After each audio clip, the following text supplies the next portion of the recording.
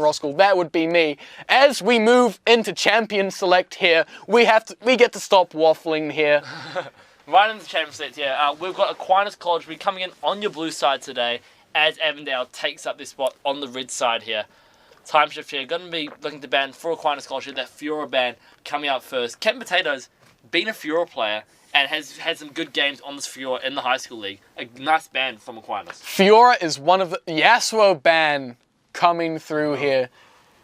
And, yep, Yasuo, quite an interesting ban. Not seeing a lot of play really this tournament. It seems targeted against, either Ryze or Time Shift. It is one of those features, champions where if you play it well, it works amazingly. We see the Vladimir ban coming through. We see the Thresh ban. Interestingly, Aquinas not banning either the Olaf or the Hecarim. Well, they could here maybe for this last rotation ban one of them and pick away the other. I'd say that the Olaf is banned away there as the last ban for Aquinas. Interested to see what Avondale's going to do to counteract this. The ban the Yasuo, the ban the Thresh. Very interesting bans coming through here. Not quite carry champions, not quite people who look to one-shot other people, but Katarina one-shots. I personally have seen Ryze on the Katarina, and he went off. But Lucian is going to be the first pickup, though, for Aquinas overall. Very interesting first pick. Reveal your ADC on that first rotation.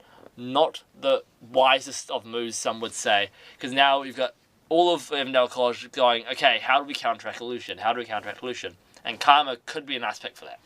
Yep. Outranging Lucian there in that laning phase with that Q poke, able to provide a lot of pressure down on that Lucian who really needs to get a foothold in that laning phase to be able to transition into his strong mid game. But, Magic Pony not taking the Hecarim even though it was free, instead opting for that Elise.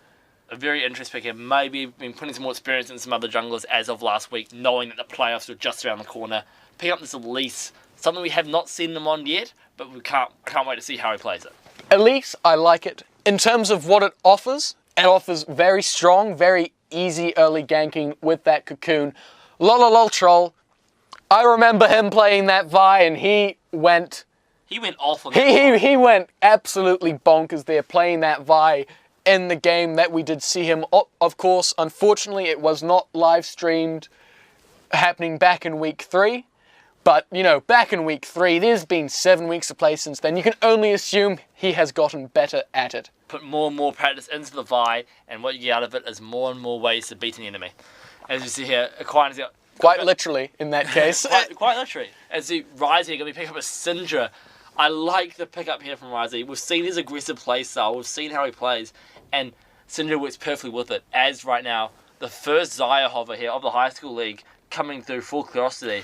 He may have been practicing a little bit, and Anivia, 2 forms of feathers. One is ice, one is actual feathers, and together they can make quite a good combo, in fact. Yep.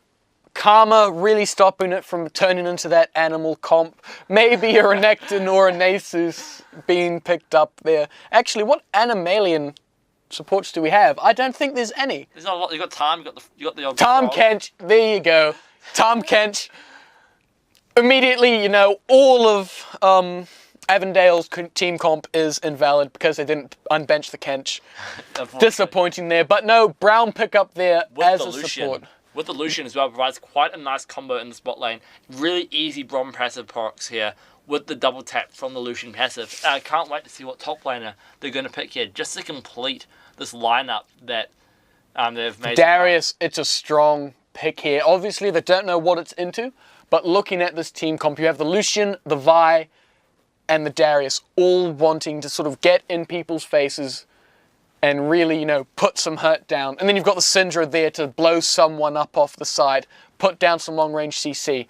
And the Brown, he just goes and hits people and stuns them, knocks people up, blocks skill shots here, which for the Xayah, very important there with a lot of her damage coming from those feathers there. But of course, if you block those auto attacks, those feathers don't get put down, and those feathers do not end up working. Exactly. Really kind of want to run at you, kind of kill you as quickly as possible. Team comp set up from Aquinas here, and I can't wait to see what kind of top lane pick they're going to pick here for Avondale to try to counteract that. Because right now they have a very squishy lineup, a very AP heavy lineup, and it's going to continue here. Of course, you solve the AP problem here by picking up this Riven. But this top lane now has become extremely fragile. A Riven into a Darius here with that matchup. If somebody gets ahead, they're going to end up staying ahead. There's going to be trades. There's going to probably be solo kills. Let's be honest here. And Avondale, they've opted in for quite a disjointed composition here. Anivia and Isaiah, I can see how they might work. They have a little siege potential, but without a tank to back them up, it's quite scary as to how that will come off. Yeah, it's one of those kind of positions where Avondale set themselves up in a way that they need to somehow fully disengage a Vi and a Darius and a Brom Lucian all at the same time, with only really the Anivia ult to provide slows and maybe a route from the Xayah and Karma if they can time it well. However, Avondale College definitely going to play this game nice and slowly, build up the vision, make small little advantages and slowly build that up. They need to snowball this game properly in every single lane right now. Or, of course, there is, of course, the option just to stomp the early game, use the Riven, use the Xayah, use Anivia's insane burst damage just to make sure that, there is no way for Aquinas here to get back into the game. And even if they do fall behind, they have an Anivia on their team.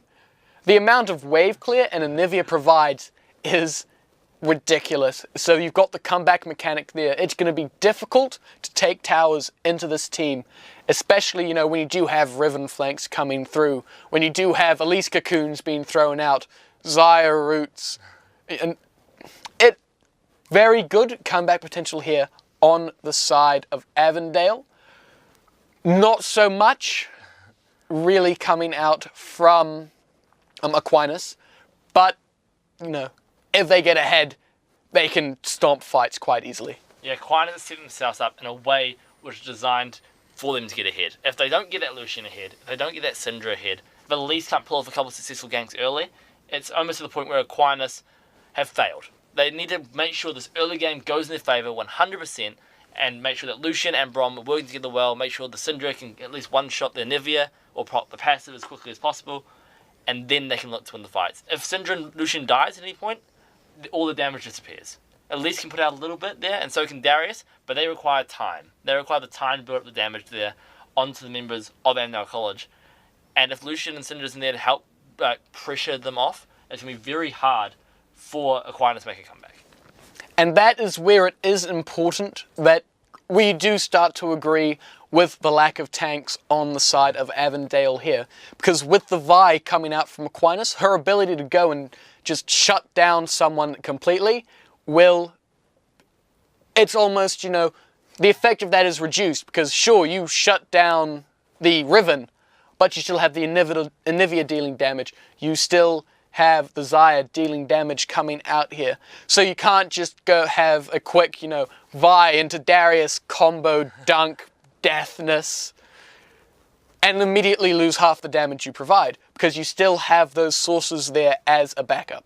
Yeah, Aquinas definitely figured out a way here to spread out the damage evenly across all members, have split focus there onto the Anivia, onto the Xayah, and onto the Riven, and to make sure, as you said before, those flanks don't come through from Riven, because we've seen some good Riven players before, and a nasty flank can really destroy a big gold build-up that they have. Especially if you get on top of a Syndra or a Lucian. Never ends well for squishies when you end up with a Riven on top of you. That wind slash definitely does hurt. One stun, one Q, one ult should be enough to completely one-shot Lucian, if not Syndra as well. So Aquinas definitely have a very clear setup of how they need to win this game. Play it early, get the kills, snowball the towers, and look to win off that. Whereas Avondale have a couple more options. They can go for a siege. They can kind of play it. They can play save till late game where they have a lot of bursts, or they can go for early skirmishes.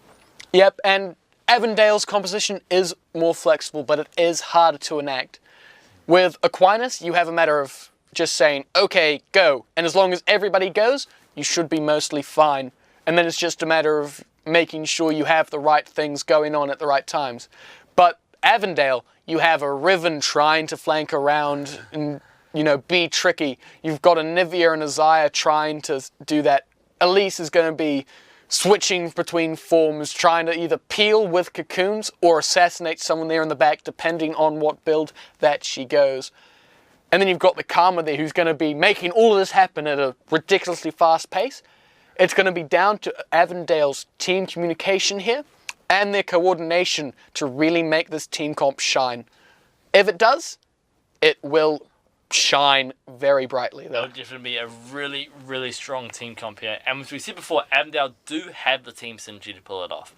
They've been working well throughout this whole season, nearly holding off against Mount Roskill, which is a feat that no one has been able to pull off yet to this day. And the fact that they can nearly do that with some massively lower ranked players means that they have something that other teams don't, which is really, really good team synergy and coordination. And the clincher here for Avondale is really going to be Magic Pony. If he has a good game, the game is going to go well for Avondale. That seems to be the sort of pattern we see.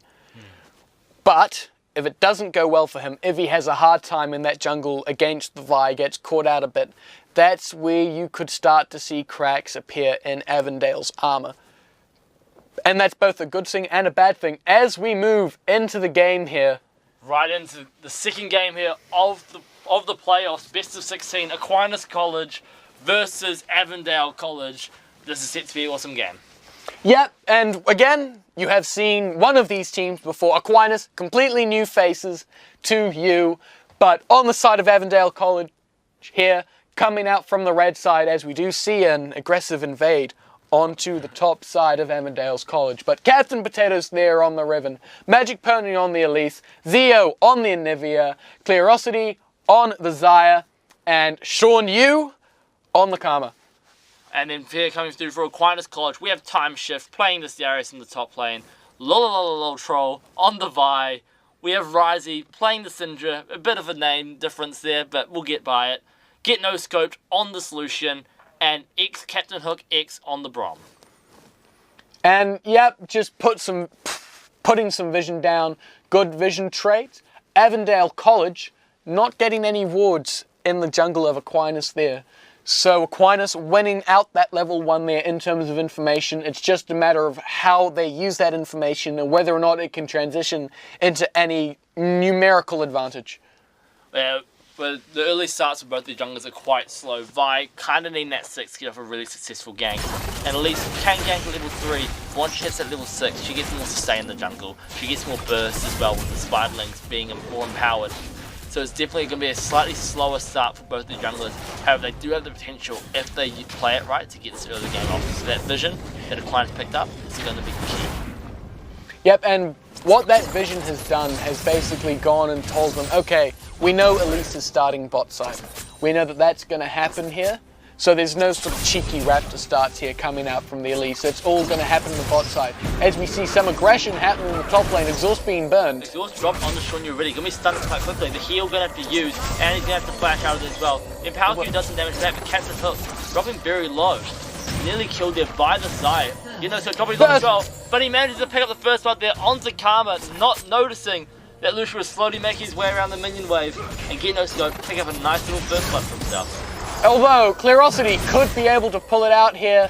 A heal coming through from Get No Scope, just going to keep Captain Hook alive here, but lots of action in this early game for the bot lane. A flash for Captain Hook trying to apply the passive, but just doesn't get the auto take off before Clearosity can burn the flash. All summoners burned in this bot lane, except for Sean Yu's exhaust and Get No Scope's flash. And you can tell that these two teams are really going at it when you see kills happening before 5 minutes in the bot lane with no help, as a stun happens in the top lane.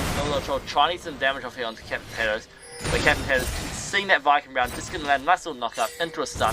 However, we didn't see that. Clearosity in this bot lane, going to be able to kill onto the Solution to trade back the kill that happened before onto the Karma. And this Zaya getting hit early spells a lot of hard times ahead for Aquinas. Although, you know, being partially balanced out here, 2 kills, Zaya just getting that initial farm lead. Braum hopefully will be able to hold the lead outside of tower for Lucian to pick up that farm. So even bot lane here, the only real difference being an assist going to the Braum. And this top lane, they're going at it. Early duels here, Captain Potatoes and Time Shift having duels. Nice pull back from Time Shift though.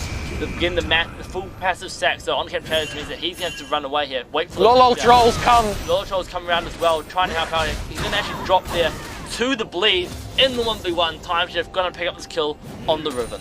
And this is where Darius starts really taking hold. He gets his base damages up, gets up that XP lead, starts getting some items up on this Riven. And Riven, being the snowbally champion that she is, really starts to struggle at this stage. Although the outplay potential is still there. He still has that really strong flank potential and that one more combo potential with the knockup, with the sun, especially with that ultimate active later on in the game. However, looking back at this bot lane, Zai going to come out a little bit ahead on this first fight, picking up a vamp. The Lolo Troll, it's repeat gank coming through here. Oh! A nice little side from Captain Potatoes just to dodge the Vi Q coming through there, but Lolo Troll definitely camping this top lane, making sure that Riven cannot get ahead in any way, shape or form. And I like that coming through Aquinas College, identifying that Riven might be the one person who can turn around a fight for Avondale. Because Riven is the sort of wild card, the enigma element coming out here on the side of Avondale's team comp. Everyone else effectively just wants to sit there, right in front of you, in a position where you are free to run at them. It's the Riven who's really going to go and throw a spanner in the works here. And getting this Riven behind means you have to worry about that spanner less and less. Well, yeah, it's something that Riven is going to find really hard as well. Being down a kill on this Darius means that Darius is going to get tankier earlier and going to have less of a fun time in the same way. Riven wants to try to pick up as much kills as possible. She's up by about 10 farm on this Darius, but that's still not enough to counteract that kill. Her time shift is going to go for yet another trade on Captain Potatoes. A nice pullback. With Riven with no cooldowns means that time shift can get some free damage off there, and the bleed passives making sure that the trade. Magic Pony coming around. He is on quite a dangerously low amount of health here, so Darius could go for the turn. He just shimmies away. Back down. Lolo Troll here in the bot lane. However, the bot lane of Aquinas is already low due to Knossi and Shoryu's poke. Lolo Troll going to hang around there still, but overall, not a lot really that Aquinas. And we do see Ryze roaming down to make that play, but backing away. Not seeing as much of advantage as she needs to, where she is sand mid and try to counteract this Nivea as much as possible, who's even on farm at this point, which is something that Nivea's struggled to do early, but she's doing it perfectly. But promising signs that Ryze is trying to make the use of that push advantage to roam and spread an advantage to the rest of the map. It doesn't quite work out, but it's promising that you're trying. It means you understand how you want to transition a sort of push advantage, and such a champion as the Syndra and her sort of ability to play the lane early. Well, speaking of early right now, we're seeing a lot of pings coming onto the mid lane as the jungler roams out. Magic Pony just be sitting there in that bush, no vision from Ryze. This is Magic Pony's second gank attempt here on this elite that we're having. Lolo Troll is hanging around. Nice wall there from the Nibba. Have a flash from Lolo Troll. That's a dash! Ryze gonna be picking up that kill with that ultimate there. Means a really good counter gank there for Aquinas. However, 5-6 on Potatoes means that the dunk should do a lot of damage. However, the nice shield from Captain Potatoes keeping her alive. And that is the power of a counter gank there. The abilities are burned on Ryze. Ryze gets out, which leaves Lolo Troll free to pick whoever he wants, whoever's overextended, to kill. Ryze using that, and Lolo Troll's going at it again. Use that ultimate there on the Captain Potatoes. Captain Potatoes is going to get the stun, but a little bit too late. At time shift, he's got to pick up that nice, clean kill under tower. A good tower dive from Aquinas, and things are starting to look good in their favour. 4 kills to 1 at this 8-minute mark. And a 1k gold lead coming out here. While, a kill lead going over to Aquinas, we are seeing a farm lead here on the side of Avondale College. Definitely coming through the top lane. All lanes are slightly ahead by about 10 to 15 CS, bar this mid lane here. And the jungle. And the jungle, but the jungle CS, as you've mentioned before in previous streams, a bit of a questionable CS to try to counter different camps, different goals. The Raptors and the Gromps have gone and made that impossible to track purely based off numbers. Mainly because you have the Gromps, there's about, I believe, 12 different mobs in that camp, each one offering you a different amount of gold. And while it does give more gold than the other camps, it isn't quite enough to offset, the value of 2 wolf camps even though in like CS values, they are a lot higher. We are seeing this early game simmer down a little bit though. People are just going back to farming. And that's something that Avondale College will definitely be gaining an advantage over before, because we see them with this farm advantage overall across the map. And if they're going back to this kind of passive play style, it means that Avondale College can get to that late game quicker, get to that point where Nivea will be making a big difference in team fights, and that's what's going to be really important for Avondale to have. But when you go and look at it, the scaling is roughly the same on both sides here. Sure, the Nivea is able to provide so much in a team fight, but Syndra, if she gets to late game, that is a dead someone coming out here. Likely to be the Riven, if Riven doesn't get enormously tanky. Stuns coming through. Stun it onto Zero. Zero living a sliver HP, Oh. even stay alive there. Lolo Troll's coming here. A nice flash there from Zero to get out as Lolo Troll tries to get in a teleport from Captain Potatoes. Gonna be completed here, but Captain Hook's also here to make the roam. And the Potatoes gonna go in, use their ultimate there, dropping Rising very low, but a flash is also Captain Potatoes. Lolo Troll's coming up. Lolo Troll is gonna be landing CC on Captain Eggs Potatoes. down. Her magic pony gets on the side as well. Get no scope, use that calling, gonna get Zero through the passive as Brom picks up the kill onto Riven. A 2-0 in Aquinas' favour as Avondale College gets out-roamed. And that was despite the teleport being burned for Captain Potatoes. Darius is going to take that turret in the top lane here, while you see the 4-man unit being put down here. Curiosity and Sean Yu slow to the roam here. Brown being stunned up, makes it out. From very low HP here, going to be able to walk out here using that Q. Some of cells will have to be invested if Captain Hook is going to die. However, he manages to get out on a sliver of HP as Darius picked up that first blood tower gold in the top lane all to himself. He's 2 kills up, first tower blood, and even on CS here on this Darius. Bad news for the Riven here, not being able to turn that teleport into an advantage for her team or herself, and Avondale College sleeping at the wheel. They basically got out-roamed the bot lane. It was Get No Scoped and Captain Hook that made the difference and able to turn. Curiosity and Sean Yu, although they were able to pick up the tower bit, dragon there, making the advantage of all of Aquinas backing. Constellation objective there, losing that tower, losing the fight here. 3k gold lead has opened up there, and it was down to Curiosity and Sean Yu being late to that roam. And overall, Aquinas got playing this early game very, very well. And the fact that the top lane tower falls means that they can look to this Rift Shield very early on, not even 12 minutes yet, but it's just an OB contestant. Captain Potatoes, gonna try to get in there, have a Lolo Troll, having a bit of a weird flash, bit of a fail flash over the wall. A flash trying to get in range there for that ultimate, not quite pulling it off. I like this here, Riven can't actually see the Rift Shield, not because of the control ward, but because Rift Shield is on the other side of the wall. So even if the control ward wasn't there, Captain Potatoes have no idea what the health of that. Yep. Spooky place to do it. It does make it a lot harder to try and hit that rear. You need to turn people around. Trying to push waves into an Nivea never really ends up working there. Just so much wave clear coming out there. What's clumming? Clubbing. Clumming. It's like a different version of clubbing. Is it I don't clubbing? know. I have no idea. I think we're making up new words here. Making up new words. High school league. High school league. In different new ways. Oxford, call us up. We have to interrupt you there. Magic Pony is going to be Zio's roaming around. A nice ultimate there on Magic Pony. He's overextended. Now Zio though, going to be able to get this kill on Slowtroll as the repels onto Magic Pony. Keeping it alive. So Zio looking to get this Risey. Close. And time shift comes around. Captain Potatoes. With that wind dash, drop. Zio very low. Zio going to pick up a kill there onto the Syndra. Karma dies to the Darius in the meantime, but Zai going to pick up the counter kill. And they'll College making that comeback play they needed to. 3-1 in their favour. Things were going so well, Aquinas. You were 3k gold in the lead there. And then you overextend and now it's a gold lead. It could be worse here coming out. You know, so have to burning that dash just to get out there. A couple of ultimates dropped from Avondale College, but Taldine's a little bit too risky with the Brom around. But Avondale College playing it really well.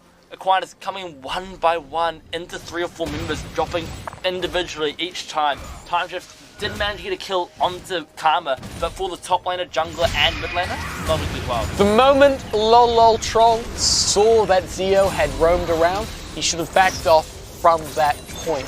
Instead, he goes in and dies. Ryze goes too far forward, just trying to put the ultimate off, dies. Or doesn't die, but burns someone and gets overextended on.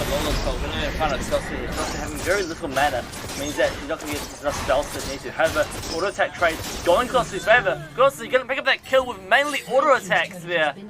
As Darius picks up this mid lane tower, but the fact that Lolo keeps going to these situations and dies for it means that Aquinas not make the most of their advantage. And that is where you go and have to look at the items. You can't just say, I'm ahead, I'm gonna win. Xayah there, Blade of the Ruined King into a Phage and a jungle item on the side of Lol Troll. You're never gonna end up winning that trade. Blade of the Ruined King being such a strong item for dueling. And especially, you know, Phage not offering that much by itself. The things it builds into, the Black Cleaver, it does offer quite a lot of strength, but by itself it's more of sort of it is a component. However, the gold for Avondale College working quite well for right now. Their main carries being the ones that are fed right now. 2-1 on this Nivea so far, Zeo is, and Xayah 3-0. Our first Xayah game, and she's getting fed down in this bot lane. I'm definitely liking it and hope that she can maybe turn this game around in Avondale's favour. Yep, but, you know, Aquinas, despite, you know, a few sort of hiccups, managing to sort of pull out the gold lead, make sure it stabilizes. It's back up to 2k in terms of gold lead, so gaining another grand there because of that short tower push they made, despite using Lol Troll there in the bot lane. So playing the map well, but getting the too bloodthirsty for kills. Yeah, especially with that Lol Troll, wanting to be that carry on the Vi, but getting a little bit too thirsty for it means that he's going to end up dying over and over again.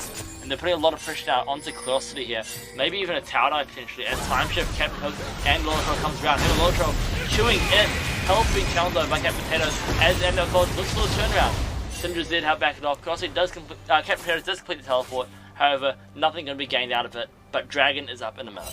But in teleport advantage is on the side of Aquinas there. So they can use Darius, send him into that split push where he has the item advantage. Black Cleaver, two components of a Tiamat and a Caulfield's Warhammer here coming out.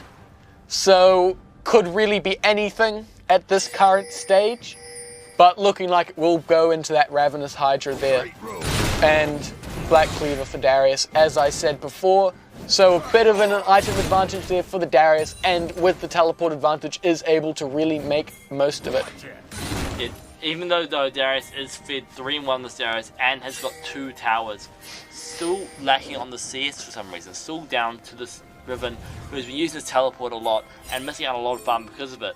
So Darius, points to improvement, is just learn to get a little bit more farm, and it just makes your snowball even stronger in your favour. And that, sure, you could say Riven's been using teleport a lot and missing out on farm, but Darius has always been the first to roam. And in that, it's netted his team kill advantages, but it has cost him a bit of farm, not too much, only about a 10 CS lead. He's still ahead on gold. I was losing a little bit of a fight here. 4v3 in Avondale's favour. However, a nice ultimate combo there from Lol Troll and Captain Potatoes. However, Lol Troll going to be ripped up by the Xayah. Going to have to flash over wall, but getting us go dashed in. Also going to have to burn the splash, dropping very low. No members. Here comes the Darius. Darius from behind him, but Curiosity going to flash in. Get double kill there for the Xayah, but Darius going to have 1 kill and dunk on Captain Potatoes. Vi's is there to help him turn around as well. Banshell is complete, but Magic Prodigy taking up the Vi in the back. Still alive, still back to be rising. Oh! Nearly dying there as well. A 3-for-2 in Avondale's favour, and Time just a little bit caught out under his tower. And Aquinas, you went in too early. Sure, the cavalry was on the way, but up until that point, it was a 3v4. In the end, it's not worth it. You're going to lose the tower. You went down sort of 1 kill there in that last fight. You might go down another kill there. Time shift getting a little bit caught out there, getting hit by the Zeo stun. means that he's going to die under the tower very quickly. However, the tower's not going to fall as Captain Hook there to help protect it. And this game is sloppy, it is swingy. We have seen a period where Aquinas had an advantage. Now Avondale is sort of clawing their way up into an advantage. But still, a K.5 behind in terms of gold. Though as they pick up these turrets, it should close quite quickly here. Captain Potatoes making short work of that. We're seeing the dragon coming through from Aquinas College. This Power Dragon not going to be influential as the Twin Dragon picked up previously by Avondale College. However, see a little bit fight here. Nice thunder on the Captain Hooks. Plus that wall means he's going to drop through the Nivea of. And Lee steals the dragon. As it leads, manages to pick up this Power Dragon as well. Lolo Troll just living on a sliver of HP. Aquinas getting a little bit flinchy here, losing the dragon, misplacing their Brom, and now Avondale College closing this gap even more. And this is where Avondale, they've got their act together. They've gone and they have managed, as Magic Pony is getting caught out, misses the stun here. Misses the stun, but has come there to help back up with that shield. This works out very low for Aquinas College. I'm not sure if the solution and Darius can fix it unless this column comes out as it does. But Scossa here doesn't kill all the minions, but should be able to close enough on the next wave. But Zio, no one's answered his foot push mid, and Olivia clears waves like it is nothing. Lolo sure is there to help, but not a lot that she can do into Olivia with passes. Yep, and Avondale, they've started to calm things down. They have their style of play sorted out. They're making the map rotations better, and they are baiting Aquinas, and they're using the bloodthirsty nature that they have displayed so far in this game against them, making sure they have numerical advantages in fights, making sure that they have the ability to put abilities down. And Aquinas, they're out of position. They're misplaying macro. Things aren't quite coming together on the side of Aquinas. So while individual skill might be there for the side of Aquinas, Avondale, as I say that, Syndra does Syndra things. Syndra managed to get a nice ulti on the Shinny there, going to have to get the kill. Most likely this tower is going to fall for Aquinas as all 5 members are grouping up just to take this last outer tower. However, River answers that with the top lane tower in that split push. And they don't even manage to get the bot lane tower there. And Scossa in the split lane going to slowly push the wave and should be able to get this tower as well, being on a very low amount of HP here. As we said before, you see Aquinas not making these macro plays well, and losing 2 towers for not a single tower then makes the gold. It could be more here. Pressure on the inner tower. Time shift will answer that. That's 3 towers across the map here for nothing. And Zio picks up yet another kill onto the Vi, unstoppable on the Zenivia, as Zai actually manages to get the solo kill onto Ryzie there. Not an easy feat for an ADC, but manages to get it done regardless. And now look at the gold advantage. 2,500 gold in Avondale's favour. That's what we want to see at this point. And that is where the standing gold of the turrets comes into play. It had been even, but Avondale gets the turrets down. As we see the Darius go in, knock up there by the Brown. Rocket Nugget there with a time shift coming very low. As Grim still has that wrist patch available. Here comes Zio. Captain is picking up his first kill this game on the Riven. And right now there's not a lot of wave clear available for Final Score. So this inner tower is going to fall. Captain Potatoes there going in there trying to zone out, get no scope there a bit. And Avondale playing this mid game to a T, feeding off the mistakes of Avondale, and they're going for Baron. They're going to try to play risk here, make the gold advantage even bigger. No vision for Aquinas at this point. They are ideas in the honor, but not going to be able to keep it quick enough. 5,000 health on this Baron already.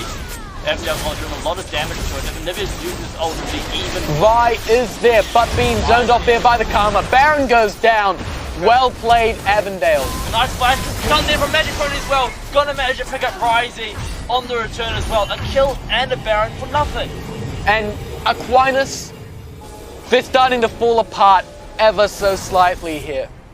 We're seeing them make mistakes macroly. They got the early game and it got to their heads. If they had played, a bit calmer, they would have been able to transition what they had into so much more of a lead. Instead, they get too eager to go for kills, and it all stems from that dive in between the turrets from Lolo Trolls. That is the turning point of the game.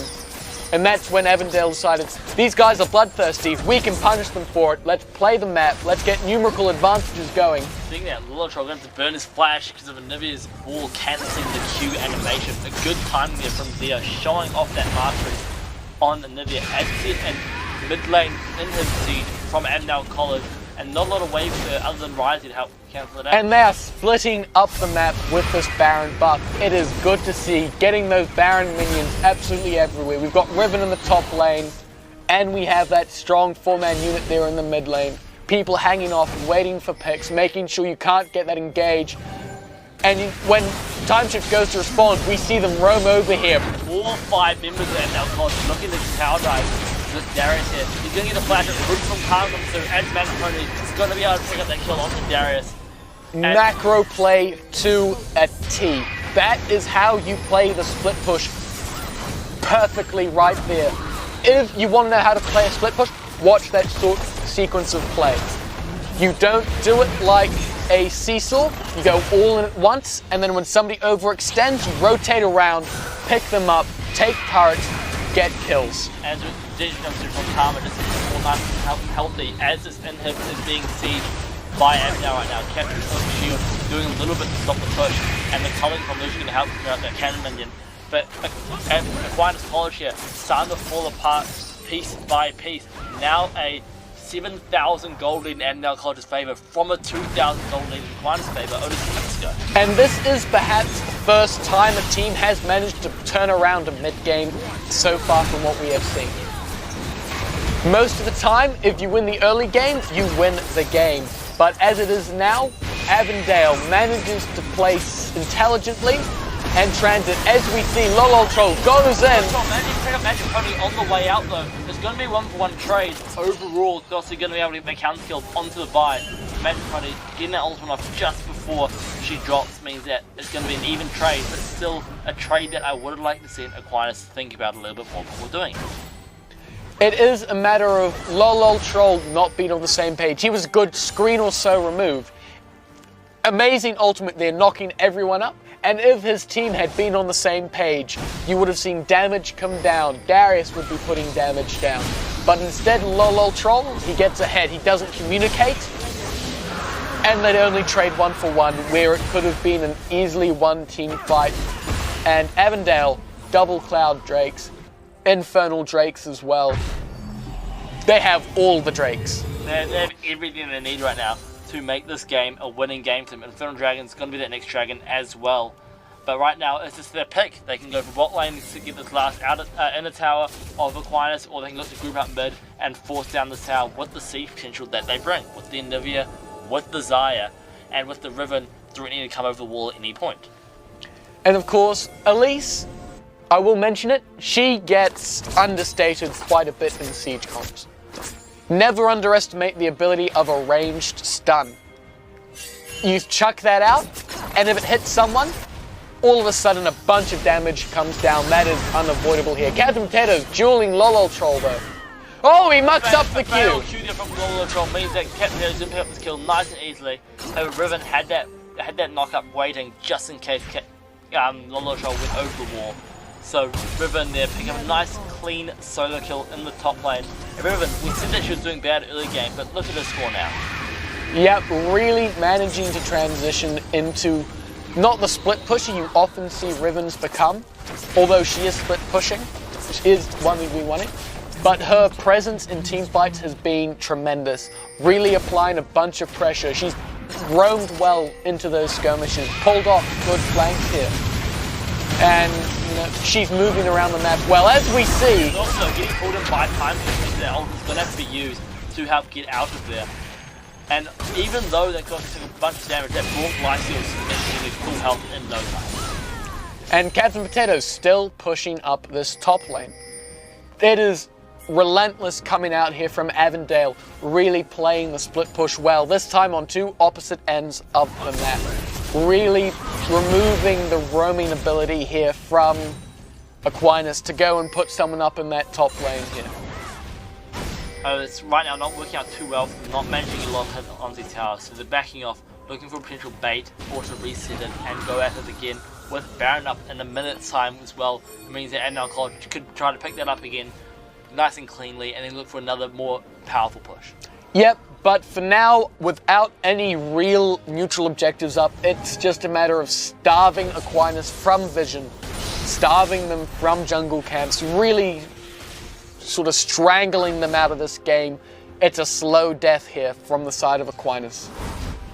Yeah, Aquinas not being able to really push out of the base due to that lack of vision. They need to somehow manage to keep his gold up, especially for the Syndra. And Syndra right now needs that person who can take either Xayah or Nivea out as quickly as possible. But right, overall, looking like it's going to be a dangerous game for Aquinas to try and come back from. And we could see them trying to go on Captain Potatoes there, but whoever says Cloud Drake wasn't useless, although Exhaust being put down. Put down on Captain Potatoes, missing the Q, means he's knocking out the man.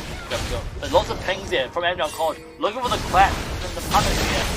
As we see from very low, Magic Pony almost going down. A nice repel there, just Magic Pony live on a sliver of HP as Captain Potatoes goes off, using that ultimate as well. Looking for drop very low, has a culling, gonna make Captain Potatoes a little bit scared there and have to back off.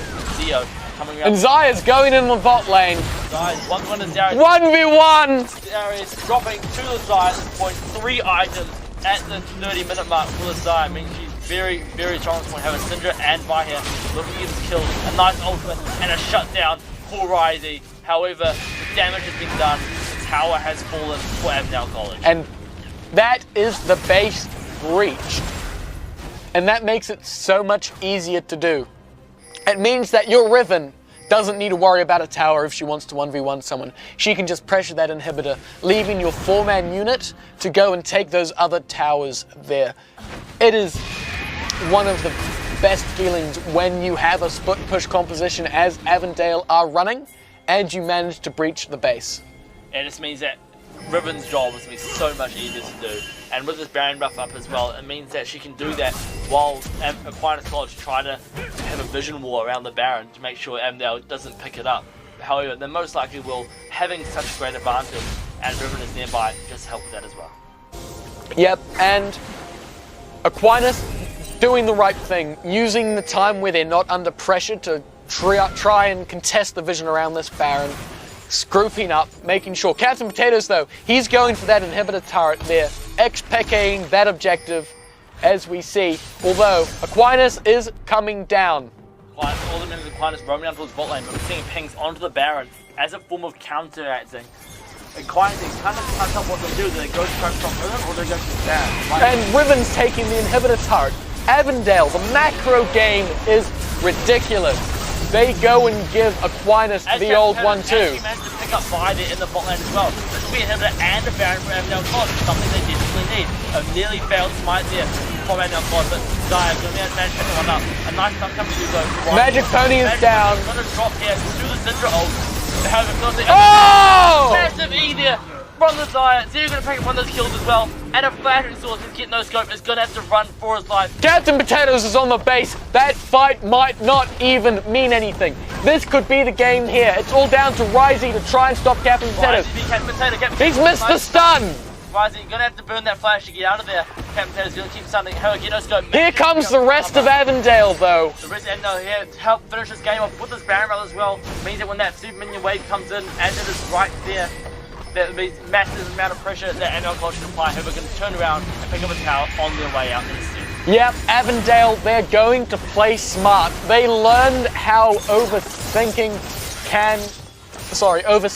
can threaten you, because that's exactly what they ended up doing to Mount Roskell there, extending the game by a good 20 minutes by punishing overextension. Instead, they play smart. They take the turret. They have a Nexus turret down, an inhibitor down, and an Infernal Drake on the back end, which, when you have a triple carry composition, your Riven gets bonus damage, Nivea gets bonus damage, Xayah gets bonus damage, Elite, bonus ability power there, building that Liandry's, becoming that AP Bruiser.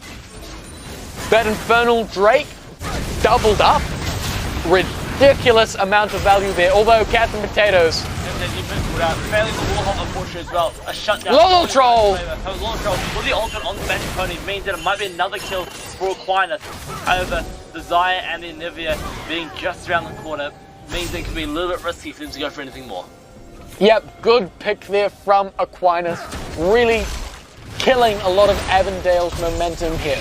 Have a nice defense up with Zio. Molotov goes in onto Zio for it though. Now the damage has been done to get no good on half HP. And Zio relentless push comes in and now a nice stun there. Oh! Gonna pick up the bomb. Molotov gonna fall as well. Time to come in to try to do the damage you can.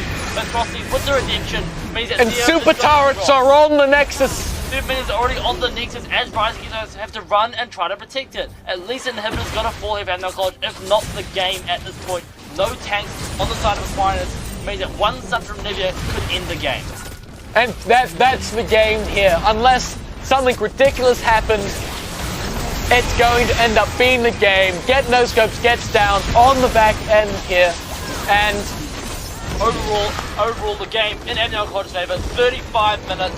With the comeback win, Avondale College, our second team into these quarterfinals. Auckland won, very strong showing so far here in the Octos. Both their first and second team making it through.